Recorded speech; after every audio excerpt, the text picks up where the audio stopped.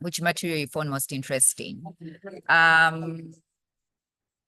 Okay, so I think we can start now. You're all very, very welcome. As I mentioned, this is the third training on unleashing the power of data for business insights. We are very excited about this, and I think it's just important to note that the opportunities that data provides are limitless. This session will hopefully empower you with the tools and knowledge to turn data into actionable solutions. And we hope that it will just take your business to the next level. Whether you're looking to enhance your customer experience or streamline your operations, or even just expand into new markets, the insights that you get from this training are going to be very, very useful. So I'm really, really excited about this today. And to get us started is our founder and CEO of Ideation Program, Damali Sali. Over to you, Damali. Thank you so much, Sandra. Happy to be here. And ladies, I'm so glad to see you. I'm glad that you're hanging in there. And here we are on our third week.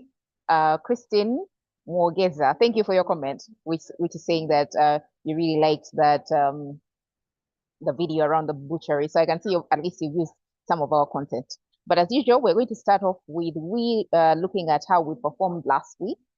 Remember, we did have a quiz for last week. So we're going to see how we performed. Let me try to share my screen. Give me a second. But I'm happy that at least 133 of you did answer the quiz.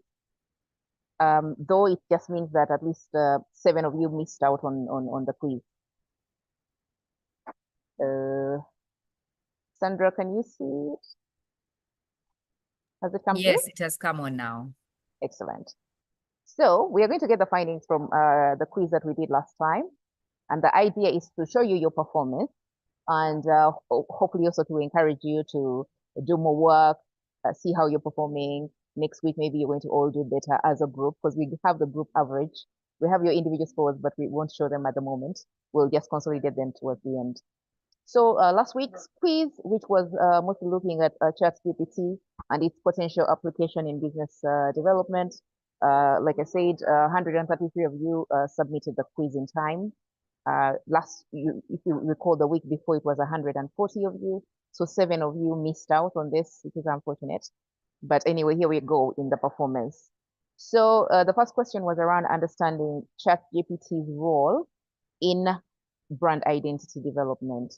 And 49% of you did correctly identify the answer, which was that you can use ChatGPT to identify the target audience, and that's the first thing you should do before you go into using it to help you develop your brand identity formation.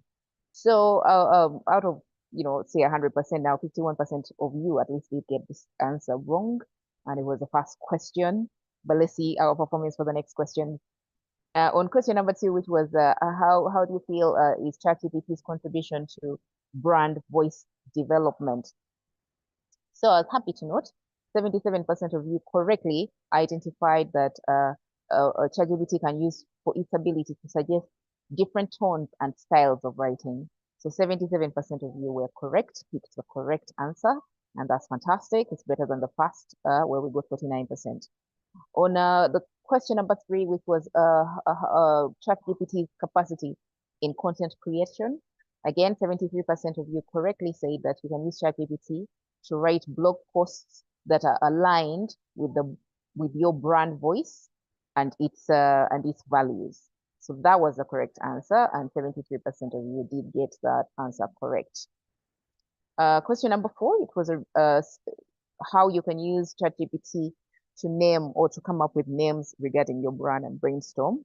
And indeed, 92%, this was the highest number, 92% of you correctly identified that answer, which was that yes, you can use ChatGPT to help you come up with some creative brand names or name suggestions that you can use to determine what the brand name is.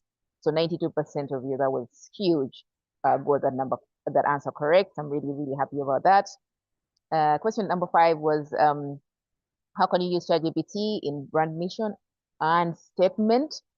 And 87% of you did get this answer correct, and I'm really happy about that. You correctly identified that you can use ChatGPT to generate messaging that is aligned to your brand value and your brand goals.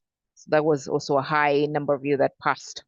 Then on question number 6, we're looking how can you use ChatGPT as a collection tool for feedback? And 81% of you correctly got the answer correct, saying that you can use ChatGPT to draft survey questions. And that was a correct answer. Then we did ask number 7, which was, what is the role of ChatGPT in social media content creation? And a whole 95% of you got this answer correctly, that you can use ChatGPT to brainstorm, post ideas, to brainstorm on captions that you can use that is aligned with your brand voice. I'm really thrilled that a high number of you did get that answer correct. Then we did have a question on what are the capabilities of ChatGPT in creative writing? And again, a huge number of you, 98%, correctly identified that ChatGPT can be used for creative writing. So I'm really happy about that number. So it looks like in the later questions, you guys performed better. We started with 49% question 1, we got into the 70s, we got into the 80s, now we are in the 90s.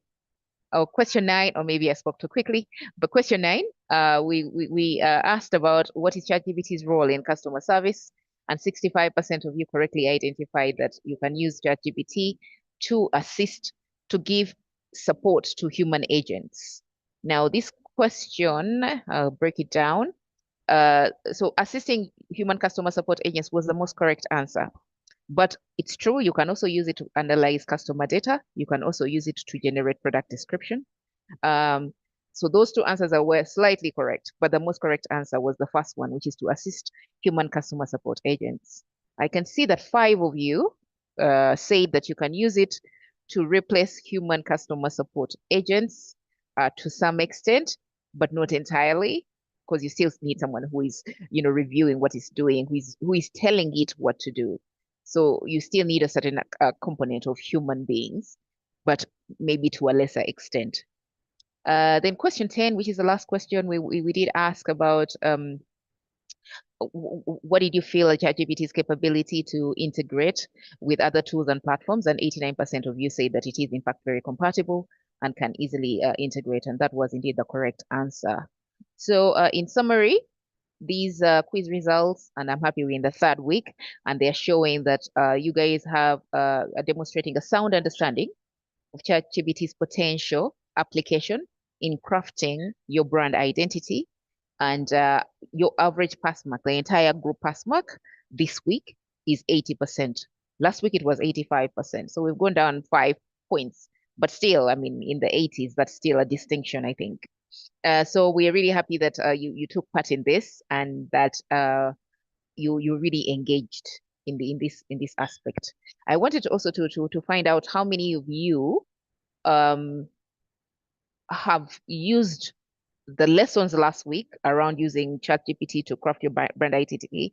How many of you, or in what way, have you used ChatGPT to support your brand in customer service, in its brand identity, in crafting its voice? I would like to get your comments on that. If any of you have used it since you learned about it, and since the quiz, since the actual lesson, have you done anything with that knowledge that you got?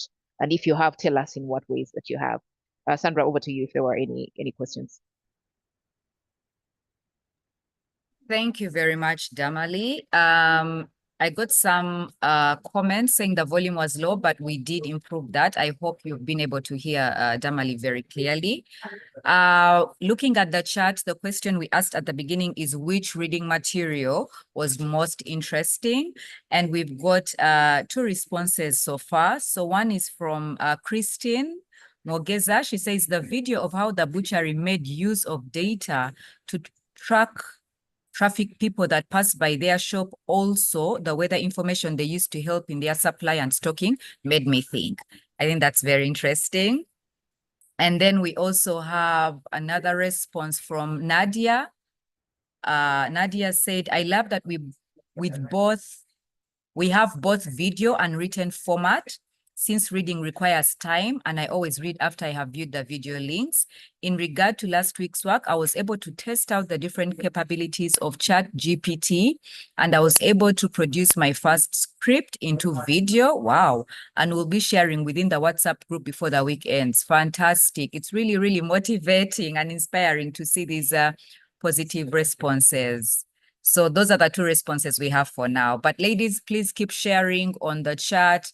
If there was any of the reading material that you found very interesting, whether it was the video, whether it was the reading materials, please share. As I told you, this really helps us continue to tailor this training to your needs. So over to you, Damali, to continue with the training. Thank you. Okay, that's great. I'm so happy to hear that. Who was it, Sandra, who talked about, I'm sorry, I can't see the chat. Who talked about how she's used it to generate That was Nadia. Nadia. Yeah, thank you. Thank you, Nadia, so much for sharing that. I'm glad Hello? that Yes. I'm glad that you've been able to use ChatGPT and use the lessons immediately. Because you see, guys, if you get knowledge and you don't use it immediately, you lose it. We actually forget like 70% of the things we read and the things we hear. So if you don't apply the information immediately, you're just going to lose it. So it's better that as soon as you learn, that's why you see the content we give you, the reading materials and the videos we give you are practical, that you can immediately apply it. It's better for you when you apply it immediately. So I'm really, really happy that Nadia has done that to apply instantly. So, and I encourage you guys to do that as soon as. So we're going to go into our actual lesson today, which was looking at, or is going to be looking at, unleashing the power of data. And give me a second. Trying to sort out my view. Here we go. Yes. Unleashing the power of data. Sandra, confirm that you can see the screen. Yes, the screen is visible. Okay. Excellent. So today's lesson, and I really hope that you did read the reading material I sent, and also the videos. In fact, in the chat, as Sandra has told you, is that, tell us which was most interesting. Someone has already shared the example of the butcher and how it's using AI to improve his business was interesting. So please share some of those tidbits that you're getting, and also your preference and some of the lessons you learned in the reading material and also in the videos. That'd be fantastic. But today, our lesson is unleashing the power of business data with artificial intelligence. And I hope that having read the content that we shared last week and the videos, I am hoping that by the end of this session, this live session, that by then you will have, by the end of this session, you will have understood how we leverage data to analyze data through artificial intelligence to gain actionable business insights. So it's important, I think, for us to give context into why data is important. Why do you need to know even about it right now, or at least even to have a contextual understanding of it, even if you're not an analyst, a data analyst, or this isn't your usual business. The reason why data, in fact, nowadays they say data is the new gold. It's the most important thing. If you look at say Facebook, if you look at Twitter, if you look at most of the online platforms that are available, if you look at their business model is that they won't charge you to use them, or not. There's a free version where the majority of people are, so they won't charge you. But what they're taking from you is your data, because data is very valuable. So they will rather give you their platform for free so that you can use it. Then they mine the data, because that data is now very valuable. So we need to really all understand, even though we are not Facebook, we're not Twitter, I want you to understand the value of data so that you can then exploit that value to make, to see how you can make sense of it in your own business. So over the last, and this statistic here is just to explain to you the importance of data and how data has grown and how important it actually is. So over the last 5 years, between 2020 and 2025, in fact, it's now over the last 4 years, you should say, but it is estimated that by 2025, 60% of the global data in the world, the entire global data, will have been created in those 5 years. And also, so you know, 90% of all data in the world has been created in the last decade. So that's between 2014 and 2024. 90% of the global data we have everywhere was created in those last 10 years. And right now, the estimates are storage for data is increasing by 50% each year. So you can see just how much data is being churned by the world. And that's why data has become now the new gold, the new oil, the new, precious thing. And there are two types of data. There's structured data and unstructured data. So structured data, we are looking at databases where, you have these things neatly done. You have a column for the name, you have a column for the customer number, you have a column for the invoice number, you have a column for the amount, you have a column for the maybe product reference. These are things that you can think in the most basic form. Think of structured data as an Excel spreadsheet where you have your columns nicely aligned, or at least you have all the data ordered in a way that in the same column, there is the same type of data. That is structured data. Then there is unstructured data, and this data is in the form of a blog, an email, because there is no structure. People write their emails in different ways. Some people write their emails starting with a conclusion. Some people write the main or the conclusion in the middle of the email. Some people don't sign off their email. So there is no order. So if you wanted AI to look at data, this is unstructured data because it has to think through and figure it out. So that is what is unstructured. Structured is, think of Excel and the orderliness of it. Unstructured, think of posts, emails, blogs. Sometimes people are mixing numbers with words with emojis. Now that is really unstructured data. Those are the two types of data that are available. Then the critical importance of data, for data to be valuable, like I told you, if data is going to become your gold, you as a business person, then you must ensure that the data has to be accurate. If it's not accurate, then that data is actually very misleading and can make you make the wrong decisions. The other critical component of data is that it has to be complete. So if, for example, you were collecting data on your customers, and for some customers, you're getting their gender, you're getting their age, you're getting their location. And then for some customers, you're not. Some customers, you're getting just the age and not their location. Some you're getting their names, but not their, age. So that is incomplete, it's inconsistent. So you can't actually use it to come to the right conclusions because it's not complete. Then also it should be consistent. Data should be consistently collected across all sources. So for example, if you're a business and you have a social media handles, you have Instagram, you have Twitter, you have Facebook, you have LinkedIn, and you're collecting data on your customers so that you can make decisions. You should make sure you're consistently collecting the same data across all the platforms so that it's comparable. Then you can use it comprehensively as a business to make the right decision. So it should be consistently collected. The same parameters should be consistently collected in as much as possible. But then also, if you're collecting it every 3 months, say on Instagram, you should be also collecting it every 3 months on Twitter. So that, again, that consistency is there, and that completeness is also there. Then also data should be, timely, in that it should help you to make decisions. So usually the beauty about AI is that usually your data is real time. You can get how many people have hit your website. You can tell how many people have gone onto your company's Twitter handle today. You can tell how many people viewed you today. So that's the timeliness of data is critical in order for you to make good decisions. And the role of AI in data analysis cannot be underestimated, because nowadays we're using AI without even knowing that we're using AI. But of course, now that we're on the AI course, we need to know, at least we need to be aware that it is AI that's behind the scenes doing that.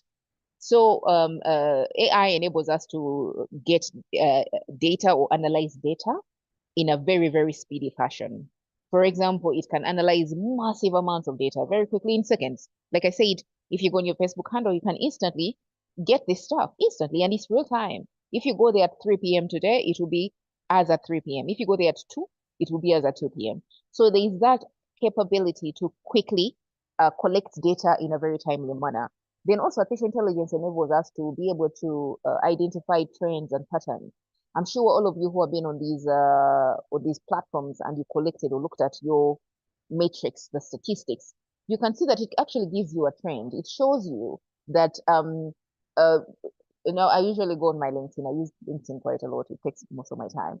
But I can tell how many people have clicked on a post I've made. I can tell these many people came today. Today there is a dip. Then tomorrow I may expect it to go up. Or based on that, I can expect it to continue to go down. So you see, because AI is at the background, is able to show you that trend instantly. And also I can collect the data based on that post. I mean, say, over the last 3 months, how many people have looked at that? And then it will also give me the trend. So it's able to AI is able to show you that. And also then you can then predict the trend. Then it's also accurate. It's much more accurate than any other artificial intelligence is more accurate. And then it's also predictive. Like I said, if you know the trends for the last 3 months, I can tell that this post that I sent is now consistently, in terms of views, it's going down consistently. And therefore, I know that by next week, it probably won't have that many views. So you're able to use, to predict just because of the trend that it was giving you in the past. Then it's also using AI, it is possible to hold huge amounts of data, and it's therefore scalable, and you can therefore scale it because it's artificial intelligence enables you to do that. Then you can also get automated reports. Power BI, I don't know how many of you know Power BI, but Power BI is a Microsoft AI tool that does a lot of visualization of data, different kinds of visualization of data, but it's not the only one. There's also Tableau, but I'm sure there are many out there that would be able to exemplify that.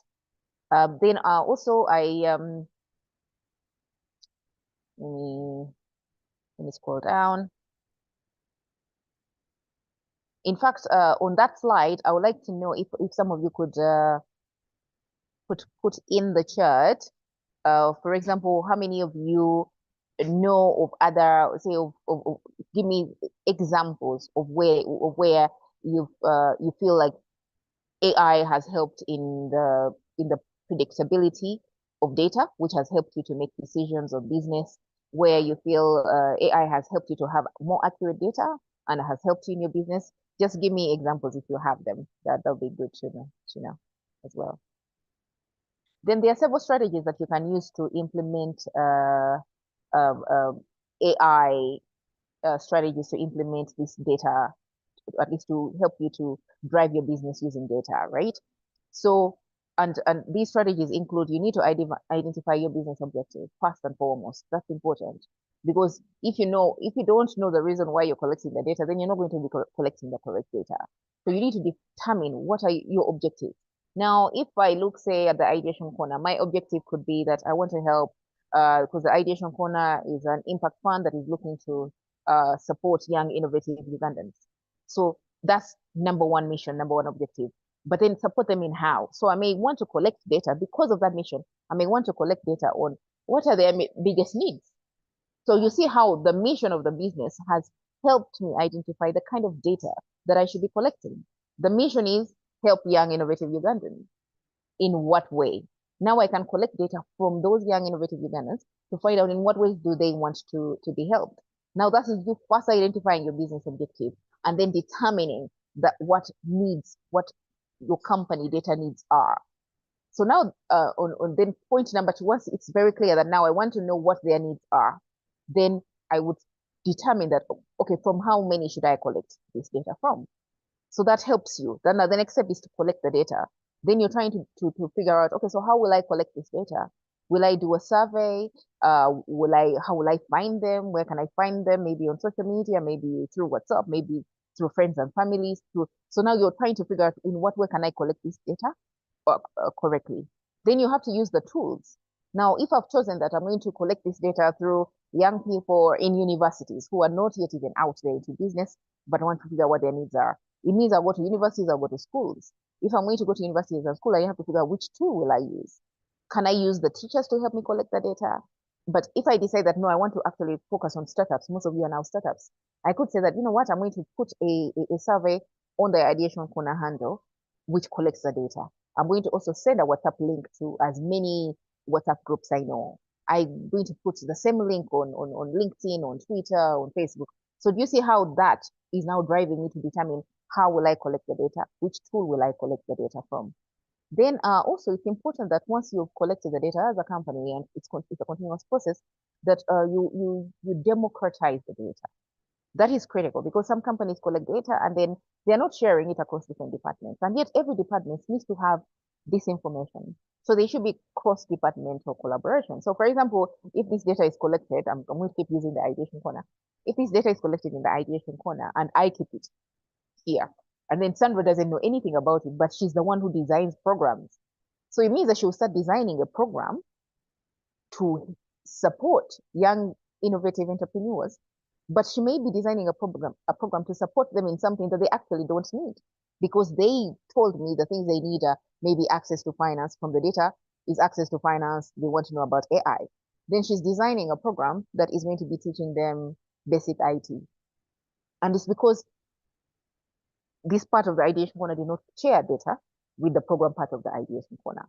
So then you'll be making the wrong decision. So data should be shared across all departments. Every department should know this information. Even if they're not decision makers, it's also good for them to know so that they can help your business to grow faster. However, there are challenges and ethical considerations that have to be taken into place when collecting this data. For example, there are numerous studies that have shown that so AI, yes, it's artificial intelligence, but that artificial intelligence was created by human beings. So the human beings went and coded, they do their programming and coding, there are human beings behind it.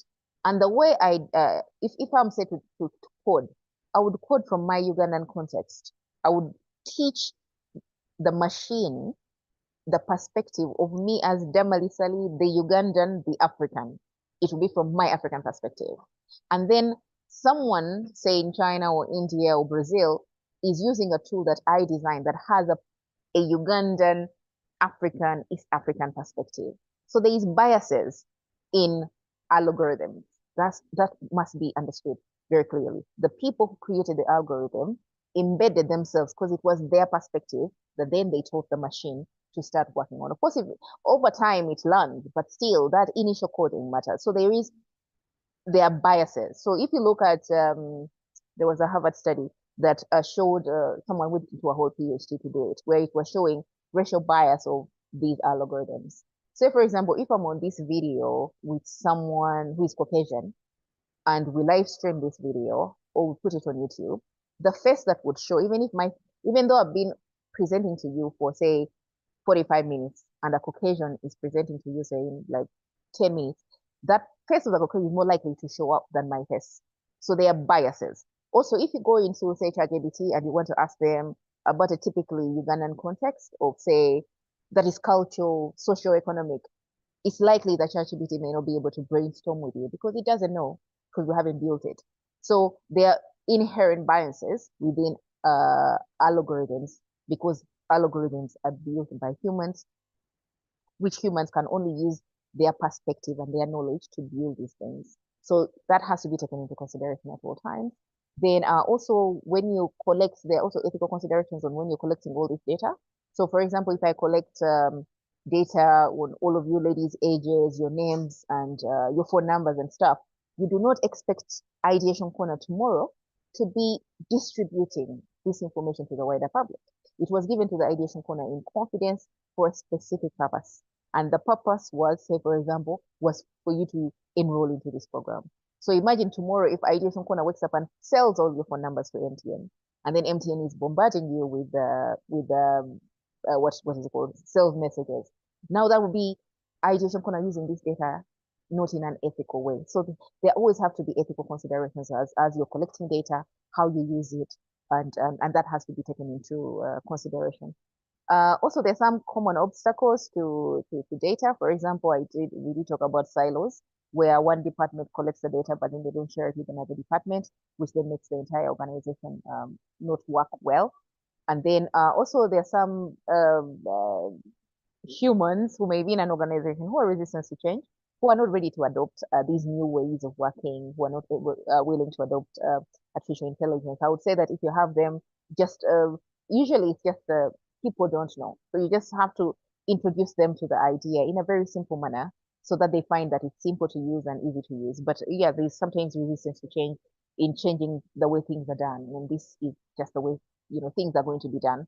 like the preamble I showed you just how much data is being produced and how nowadays data is the new value that you have as a business or as an individual. Then also there are technology limitations. As you could see, there are some AI tools that you can't use, and they're not only actually technology limitations, there are also some limitations in cost. So there are some tools that you have to pay for their premium tools. But luckily for us, there are a lot of things that we can do as SMEs, as given the data we collected from you from the very beginning. Most of you are SMEs, and even medium-sized enterprises, is that we can use a lot of the free AI tools can be used for our businesses in the time. But of course, if you want more complex tools, then you would have to pay for, and those are the limitations. Then we should talk about future trends, and I believe this is our last slide. So let me go back up. So future trends of data is we expect that there will be even more democratization of data and accessibility of data to help decision making. We are beginning to see a trend where people are saying that they're happy to share their data out there. So there are certain AI tools which give you trends. Say, for example, if you're in agribusiness, there are some AI tools that will give you the trends in agribusiness that you can get that data even though you want part of the contributor to it. So some of these, so you can see that there's more democratization of data access as we are going ahead. And that is going to be more and more as we move into say 1, 2, 3 years. We'll have more access to more data that we can use for our own decision making that we do not have to collect ourselves. Then also there's also going to be a lot of automation of data analysis, but you don't need to be an analyst to be able to analyze data. Actually, you're going to just be able to use regular words, and then it will give you an analysis for you, and that will be AI. And then also in terms of future trends, I would encourage you to continue learning. Of course, the first step was for you to come for this AI training, and I'm happy that you did register, you've enrolled, you're learning a little bit more about it, but it doesn't end at the end of this course. Just continuously update yourself. Or at least keep reading and knowing things about artificial intelligence, because it's really, the field is moving very fast and it's growing very fast. So even if this class ends, I hope before the class ends or the program ends, you've already used some of the things that you've learned. But then also just continuously, keep yourself updated, even if it's just reading and testing things out. And with that, that's our lesson or our class on data, usage of data using artificial intelligence for business. Sandra, over to you. Thank you very much, Damali. That has been very, very helpful. And just echoing what Damalia said, please keep learning, because artificial intelligence is, a new development in the techno world, and there are new things that are coming up. There might even be faster and quicker ways for you to understand it if you just keep watching different videos on AI, attending conferences, reading material. Information is power. Going to go back to the chat. We had requested that you do share comments on reading materials that you found useful, which we shared last week. But we're also going to pose some questions to Damali following what she has presented. So still on the comments, on what reading material was found useful, there's a comment from Angela Nakauchi. She said, it helped me come up with price suggestions for my product based on the price of ingredients I use, such that I don't sell less or more of the actual price. I'm really enjoying it. Thank you very much, Angela. That's very, very useful. Shamim Nakalema said, I used AI in coming up with the right prices of items while making a budget, and I was impressed and helped. Fantastic. It's really good to see these positive responses coming in. We have someone, I don't see the name, but it's Galaxy S9, who says, I also feel that data should be standardized. The form of collecting should be of the same standards, okay? And also uniform forms of collecting data. So basically, she's saying the forms of collecting data should be uniform. Then Rose has also another positive response. She said, data integrated in different software has enabled me obtain normalized difference vegetation index. That's to say general plant health, which data benefits farmers for more information decision. Wow, that's really encouraging to see. Before you go ahead, can we ask her to explain it? Okay. Rose, could you please explain? So Rose, you say that AI integrated in different software has enabled you obtain normalized difference vegetation index for general plant health, which data benefits farmers for more decision making. Rose, could you please explain more on this? I see there is some AI technical terms that are being used that I'm sure the trainees would really want to benefit for. And because what you're talking about, it's actual, you've actually done this. Could you just take us through what exactly that is, how you did it, and what came out of it? So Rose, Isaac, if you're on, please look for a Rose and see if you could just unmute her mic.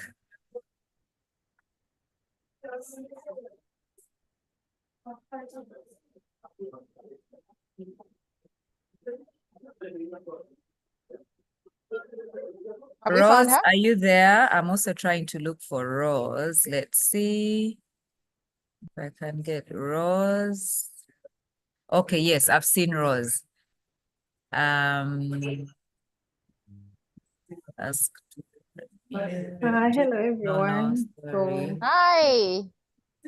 how are you? I'm excited to be part of this. So this was a bit of because you had mentioned that let's share how we have used it. Just a bit of from your presentation. So from the notes actually you had seen. So we have used. Rose, sorry, if you could speak louder, we can't seem to hear you. Yeah, but hear me now. Yes.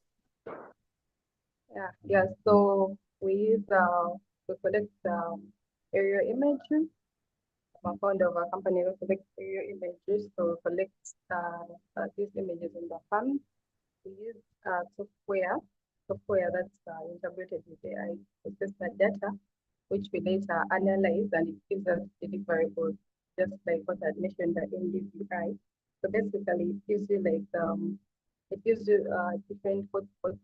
That means you're able to see the areas of concern. So instead of say wasting resources, if it's already a big piece of big chunk of land, instead of wasting resources looking for where to focus, you just be able to go to a particular area and then you deal with it since the data is also used. So the software has AI integrated with it. So it's able to see to differentiate the green, the brown, and the different colors. So meaning you'd be looking at more of the red spots. That's how you focus your area on. Okay, what's the name of the software? Drone Deploy. Okay. Rose, thank you so much for sharing. We really, really appreciate it. It's amazing. You've taken AI a bit further and used it practically. Over to you, Sandra. Thank you, Rose. Okay, then Musimenta Gloria Wendy, she says, it helped me to design my new company logo, but Gloria does have a concern, which is what if it gives my logo to another competitor? So Damali, that's a question for you to think about. Angela, I feel your pain, thought about it too. Okay, so Angela has the same concern. What if it gives her logo to another competitor? Then Henry K says, unleashing the power of AI in business was my favorite, for example, in efficiency and customer solutions. Okay, thank you. I know Henry is a guy's name, but I've seen Henry before when the video was on and it's a lady. Okay, so Nadia, most of them are thanking Damali, Nadia, Immaculate, Mima. Okay, so Galaxy Sarah. Okay, so I feel creating logos may make them vulnerable competitors. That's from Evelyn. And then, so I'm just going to pick three And then let Damali respond to this. Diana says, unless of course you immediately trademark your logo. Yeah, that's important. You have to trademark your logo. Otherwise you have no case. Okay, so the last question, Damali, from Julian is, do accounting systems operate on AI platforms? If you could please respond to those two, and then we can continue with the questions. Over to you, Damali. Okay, thank you, thank you. So the concern about say AI giving your logo away to to someone else, that's the thing about open systems and open source systems. It is possible that your logo may be availed to other people who put in the same prompts that you do, and it's actually possible. But as someone has said it quickly, is that you can trademark it, which then helps you to ensure that it is not stolen or by somebody else. And then, but also you have to remember, trademarking it means you're trademarking it in Uganda, and I think the trademarking is with URSB. So you can trademark it, but it's within your jurisdiction. If you want to trademark it across the ESC, across the group, is the amounts are astronomical. But you can trademark it definitely in your jurisdiction and with URSB, and then you trademark your logo, and then you get it for free. But it would be, I would imagine that it would be hard for your very direct competitor to put in the same exact prompts as you, and it gives them the same exact logo as you. But then also, because it's AI, remember, it's looking at huge data sets. So it's within its history, it knows that this logo was given out. So it's likely to tweak it than give them give your very direct competitor the very same thing in your very location. It's unlikely, though it's not impossible, it's not improbable. So the quickest solution, which one of you has actually given, is that you trademark it within your geographical location. And I think trademarking, maybe one time, if we are lucky enough, we can get someone from URSB to talk to us about how you can trademark, the process you have to follow. But that would be, I think, the quickest solution. Then regarding accounting systems, yes, accounting systems can use AI, because nowadays accounting systems are web-based. And if you remember, one of the AI tools that I told you about, which is Power BI, that is actually enabled by Microsoft, and most companies are using Power BI because most companies are using Microsoft anyway. So they embed that AI tool within their accounting system, so that is able to give them a dashboard of reports. I remember there was a time I used to use it. I was a senior manager. I didn't need to see the details. I just wanted a dashboard every single morning to know just what is the revenue, what is the cash balance we have, what liabilities, who do we owe, who do we need to pay that day, and that's all. It was just giving me 3 numbers because that's all I needed to see. But of course, the person below me needed to see more than that. They needed to see revenue from who, these liabilities to who do we owe, these cash balances from which bank account. You see, so depending on where you are, the level of detail is there. But yes, to answer that question, yes, accounting systems can now be some of them in fact already have their embedded artificial intelligence, the latest ones, the ones that are newer. Then the older ones, if your company has an old accounting system, then you can use Power BI, which draws the data from the accounting system, and then it throws it out to you using artificial intelligence in a report format. And also the beauty about artificial intelligence, you can get this data in report format, you can get it in text, you can get it in visuals, like you can just get a graph. I prefer graphs actually. You can just get a graph, you can get a trend, and you can tell it within which consistency that you get it. Sandra, back to you. Thank you, Damali. I hope Damali has been able to clarify. Another is a response on the reading material they found very useful that was shared last week. So Donia Emily says, my favorite topic was the top 6 reasons why small business should be data-driven. I am so keen. Evelyn says she can't hear well. Can it be recorded and shared? Yes, Evelyn, this is being recorded, and we will share it shortly on the WhatsApp group, the YouTube link, as we do every week. And yes, you will be able to hear, I hope. Sarah says, I'm currently working on my company flyer using ChatGPT. Her company is Wave Expeditions at our company. Okay, fantastic to know, Sarah. And please bring on the trademarking class. I'm not sure what that is, Nadia. Please bring on the trademarking class. Do you want to clarify? Is that a question? Is that a are you proposing an idea? Could you just clarify on that, Nadia? Isaac, if you're there, please see if you could unmute Nadia.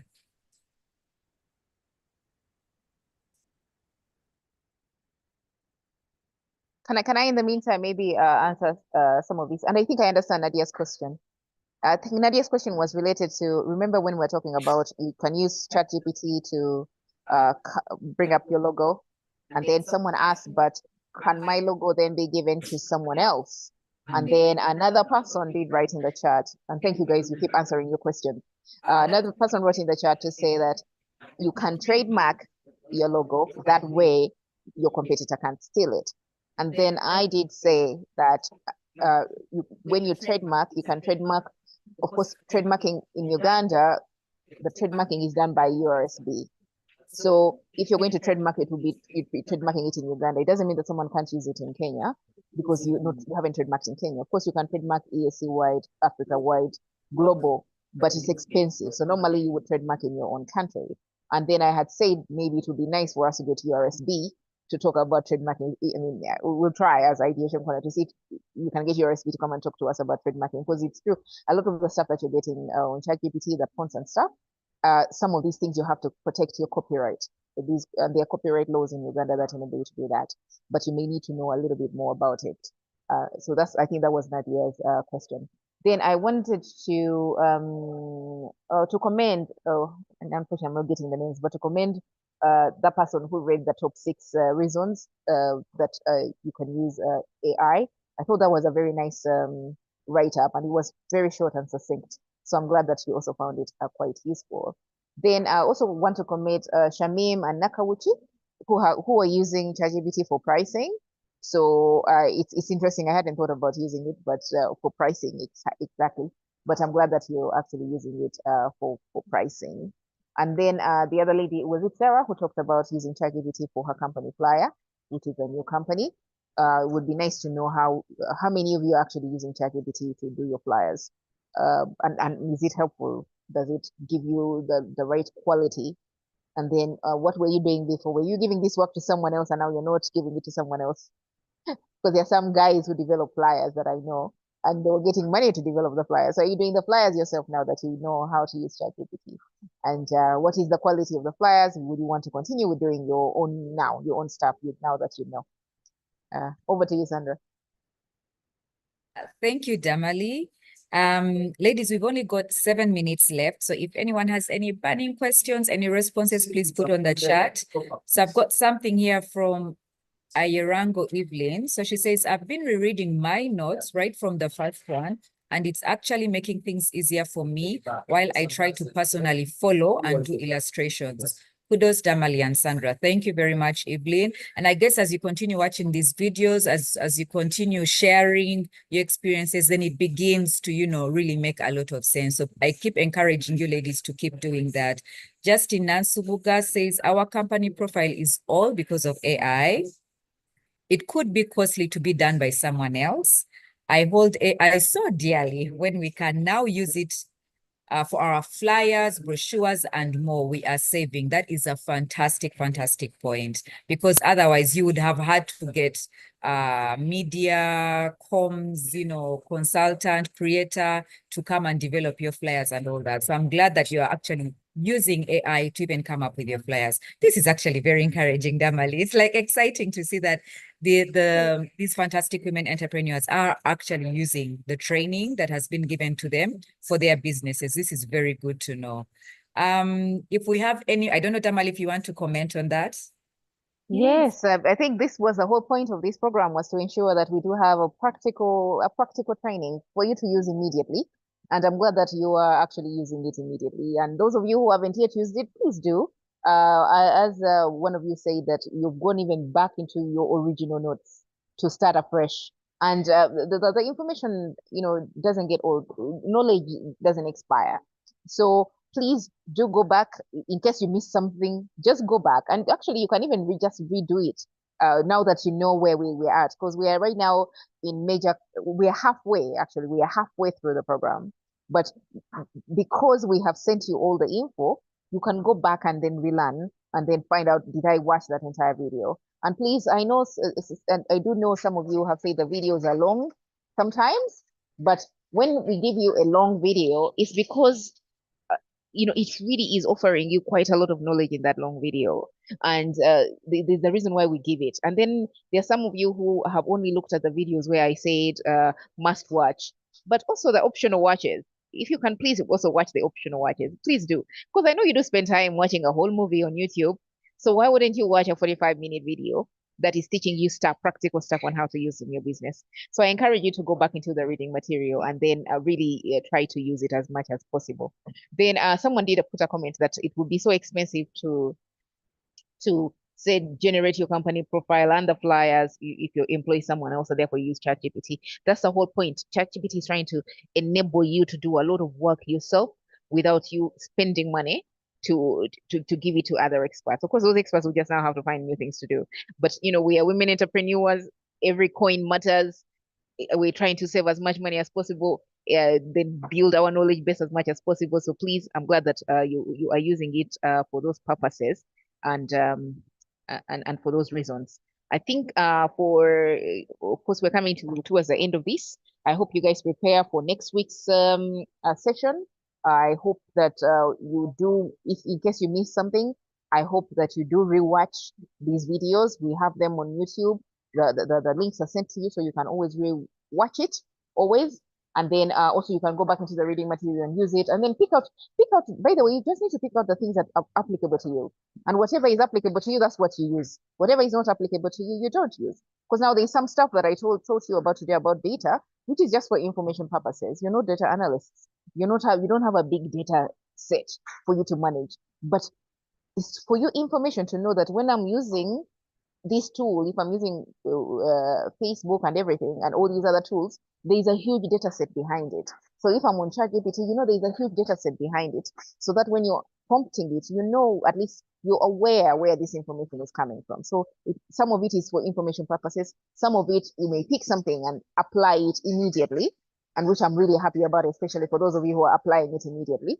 I can see Wave Exhibition Limited here saying that they've been paying for flyers. However, she's now been trying to make her own flyers. So I mean, that's the whole point of this particular program. So I'm glad that you're using it in those ways. Yeah, thank you, Damali. Ladies, we are coming to the end, so we are just going to take one more question. Donia Emily says you facilitators are amazing. Thank you so much, Donia. Julian Mwesije says, do you have a team of AI engineers we can always reach out to while implementing AI in our business? And then Hafsa, it's just a response. She says, I have actually been able to come up with my business story from ChatGPT. I just tailored it to my business. So nice having the knowledge and being able to do it. Fantastic. And Sarah says Galaxy is a very old company, but they've been paying for flyers and she's trying to do it on her own. Okay. Sheila, utmost gratitude every week is amazing. So we just have that one question, Damali.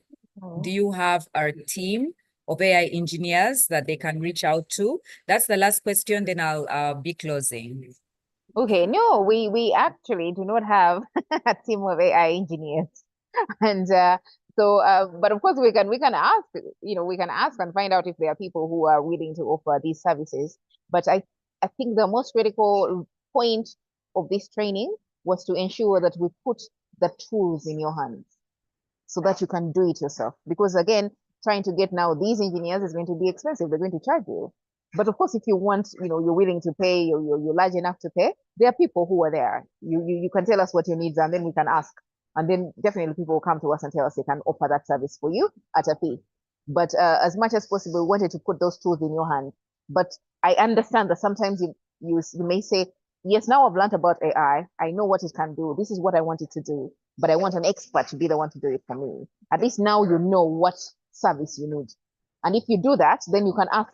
You can ask us, we can ask around, and then we can get you someone who can help you to do whatever that specific thing that you need to do. So at least this particular program would have helped you to understand what AI is, what its capability is, what kind of service you may need and may want to get.